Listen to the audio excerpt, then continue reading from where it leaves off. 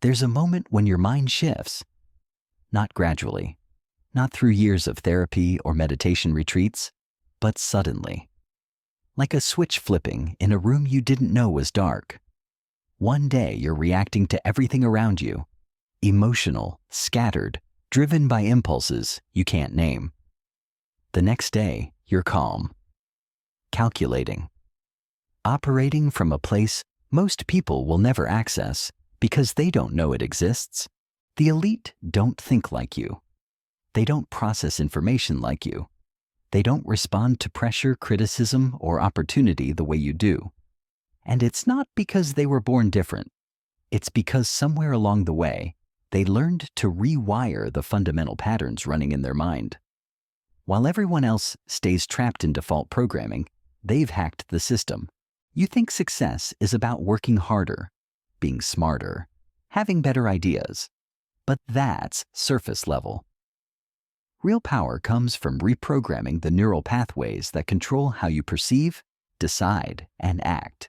It's about taking control of the operating system that runs your entire life. Most people spend decades letting their brain run on autopilot, wondering why they keep getting the same results. The elite figured out how to become the programmer instead of the program. Today, I'm going to show you exactly how to rewire your brain using 5 psychological principles that separate the powerful from the powerless. These aren't feel-good strategies or motivational concepts. These are surgical interventions into your mental architecture. By the end of this process, you won't just think differently. You'll operate from an entirely different level of consciousness. But first, you need to understand what you're actually fighting against. Your brain wasn't designed for the modern world. Every neural pathway, every automatic response, every emotional trigger was calibrated for survival in environments that no longer exist. You're running Stone Age software in a digital world, and that mismatch is keeping you weak.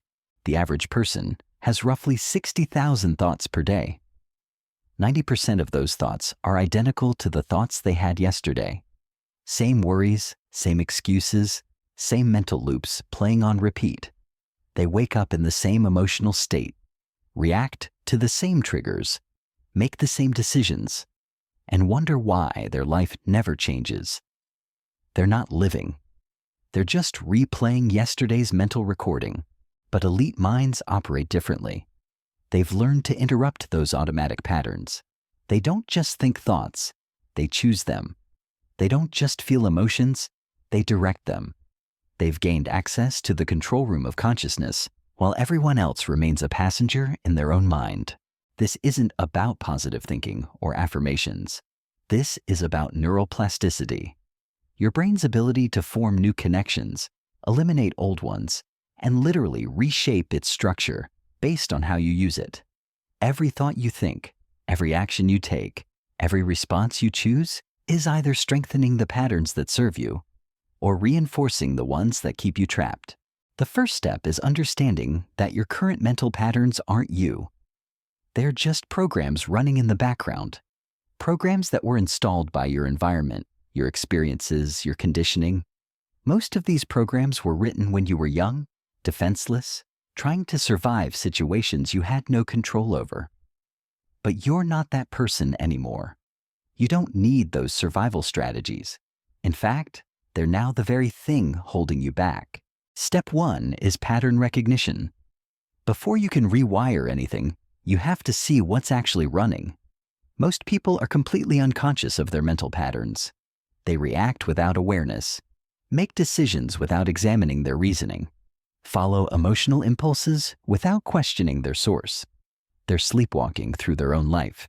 Elite minds develop what psychologists call metacognition, the ability to think about thinking, to observe their own mental processes as they happen. They become the watcher of their thoughts instead of being consumed by them. This creates space between stimulus and response, space where choice lives, space where power is born. Start by tracking your automatic thoughts for 1 week, not judging them, not trying to change them, just noticing them. When do you feel anxious? What thoughts precede that anxiety? When do you feel angry? What story are you telling yourself in that moment? When do you feel defeated? What internal dialogue is playing? You'll start to notice patterns. The same thoughts triggering the same emotions, leading to the same behaviors, producing the same results. Once you can see the pattern, you can interrupt it. But most people never get to step 1 because they're too busy being their patterns instead of observing them. Step 2 is emotional regulation.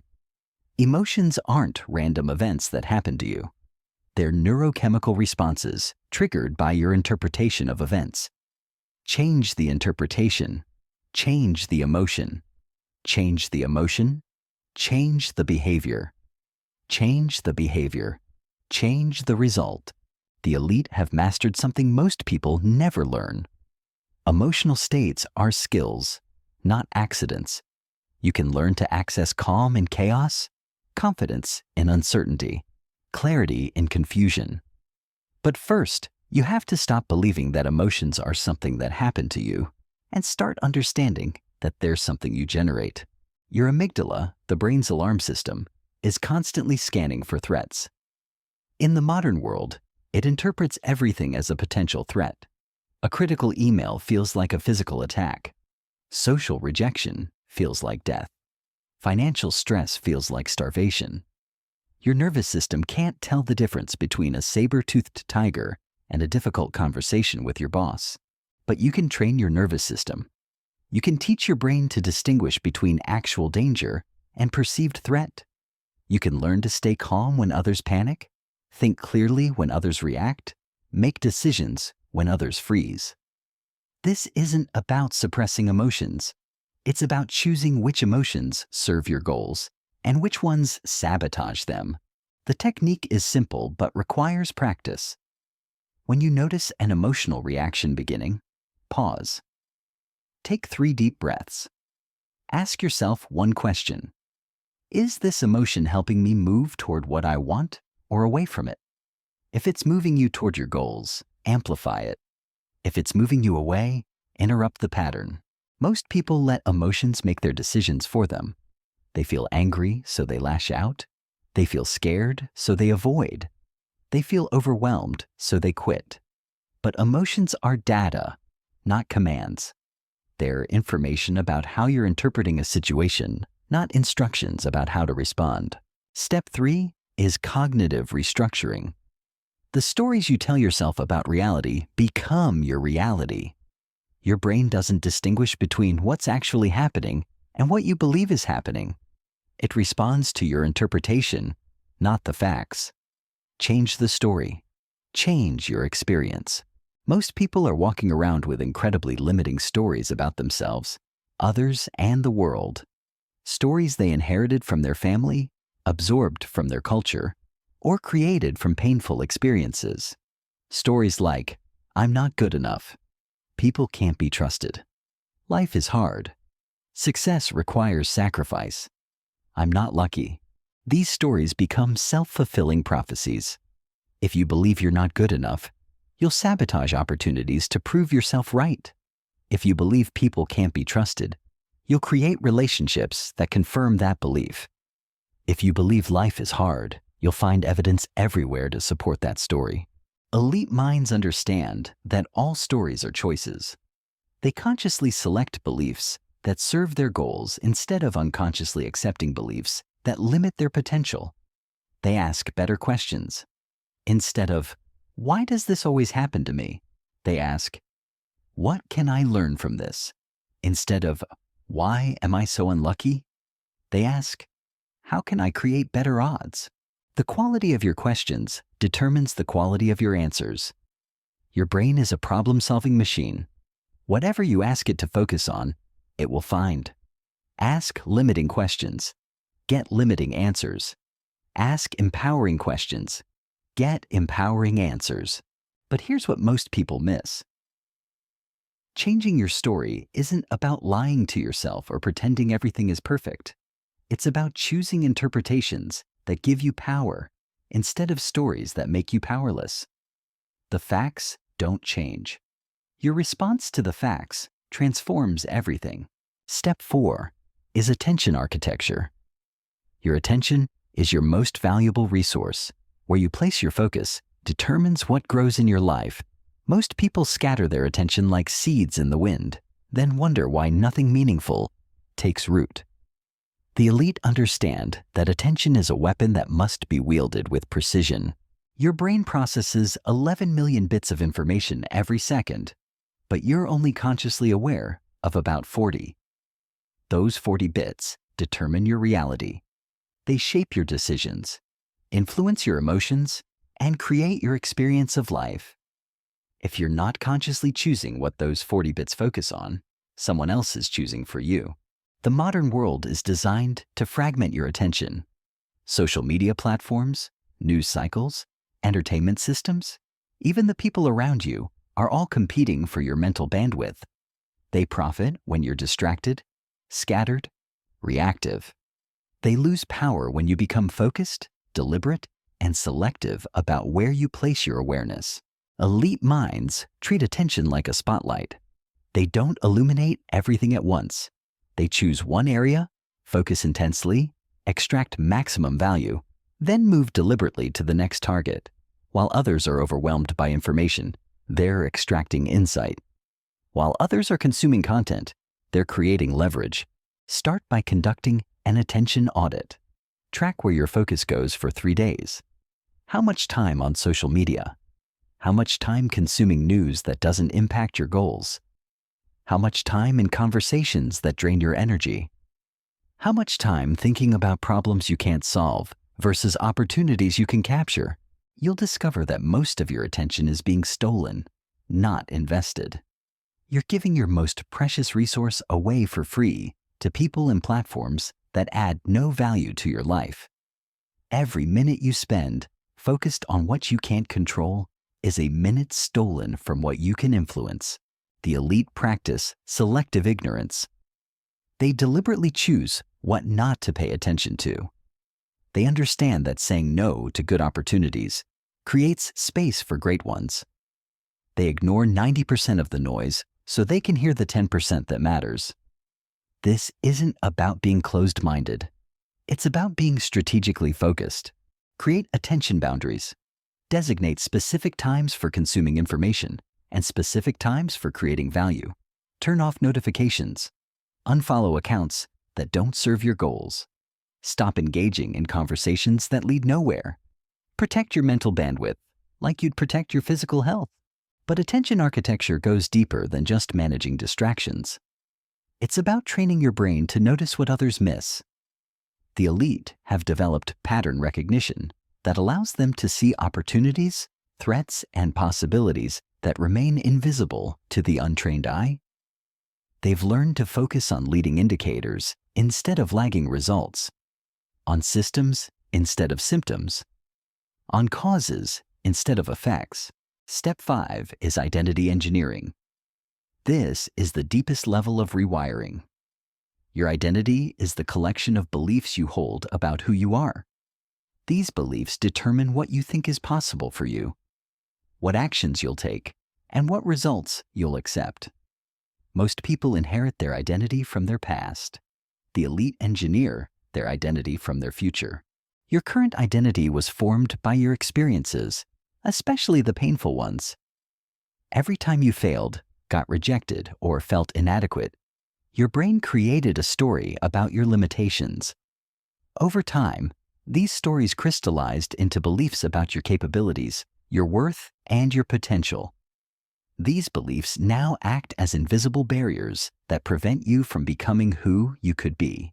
But identity isn't fixed, it's fluid. Your brain doesn't actually know who you are.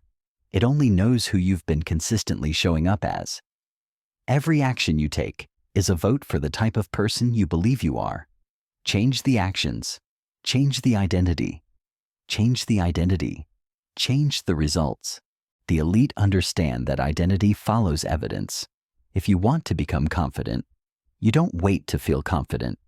You act in ways that a confident person would act, and the feeling follows. If you want to become wealthy, you don't wait until you have money. You think and behave like a wealthy person would, and the money follows. This isn't about fake it till you make it. This is about understanding that your identity is always being constructed by your actions. You can either construct it unconsciously through habitual patterns or consciously through intentional choices. The elite choose consciously. Start by defining your future identity. Not who you are now, but who you need to become to achieve your goals. What does that person believe about themselves? How do they spend their time? What standards do they hold? What do they say no to? What do they say yes to? How do they handle pressure, criticism, and setbacks? Now reverse engineer the daily actions that would be consistent with that identity. If your future self is disciplined, what would they do first thing in the morning? If they're confident, how would they handle rejection? If they're successful, what would their relationship with money look like? Every day you have hundreds of opportunities to vote for your old identity or your new one. The person who wants to lose weight but eats junk food is voting for their old identity. The person who wants to be wealthy but spends impulsively is reinforcing their current financial identity. The person who wants to be respected but seeks approval is maintaining their insecure identity. But here's the breakthrough insight.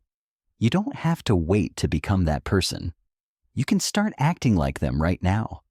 Your brain doesn't know the difference between who you are and who you're consistently acting like. Start taking actions that align with your desired identity, and your brain will begin to accept that new identity as real. This process requires what psychologists call cognitive flexibility, the ability to hold multiple perspectives simultaneously and switch between them as needed. Most people are cognitively rigid. They see themselves one way and can't imagine being different.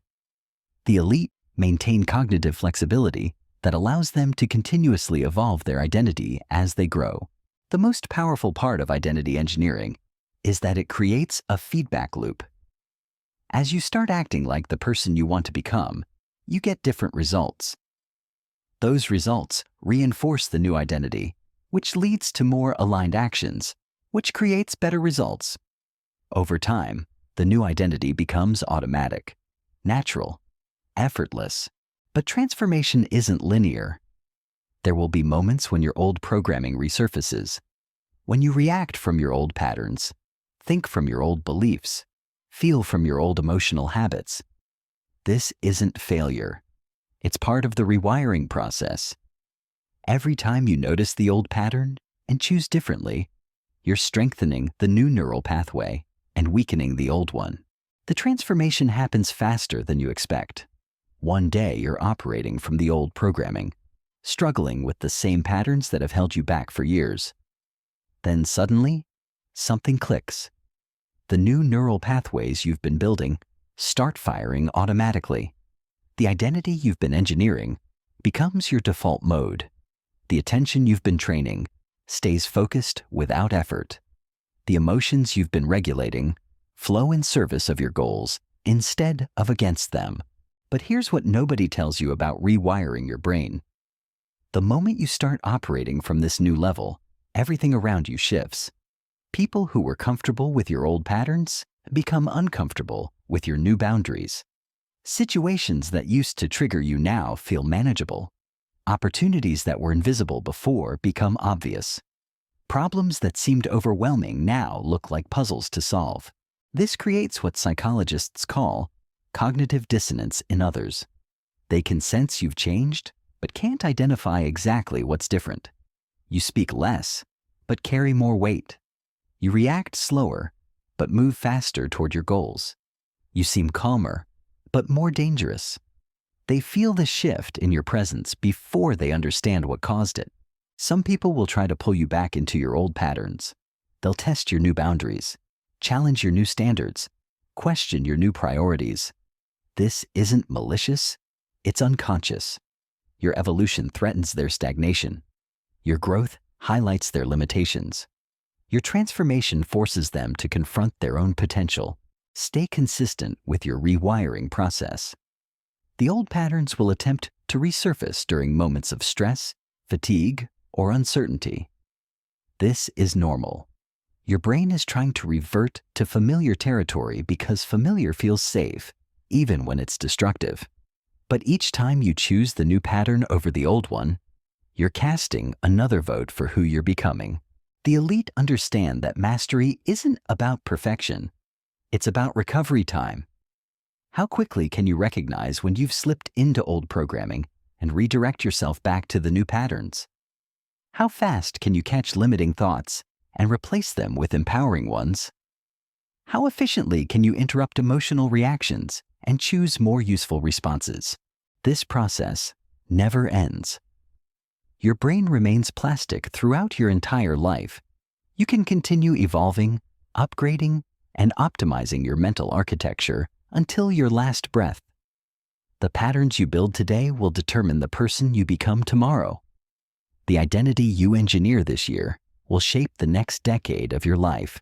But transformation requires sacrifice, not the sacrifice of giving up what you want, but the sacrifice of giving up who you were. You cannot become the person you want to be while holding on to the patterns that created who you are now. The old you must die for the new you to be born. This death isn't dramatic. It's quiet, gradual, intentional. You'll know the rewiring is complete when your new patterns feel natural instead of forced. When your upgraded identity feels authentic instead of artificial. When your emotional regulation happens automatically instead of through conscious effort. When your attention stays focused without constant redirection. When your new story about reality becomes more real than your old limitations. The gap between the elite and everyone else isn't talent, luck, or circumstances. It's the willingness to rewire their mental architecture while others remain trapped in default programming. They understood that the mind is not fixed, but fluid. Not permanent, but programmable. Not a prison, but a tool that can be sharpened, upgraded, and mastered. Your brain is the most sophisticated technology you'll ever own. It's capable of creating wealth, building relationships, solving problems, and achieving goals that seem impossible from your current perspective.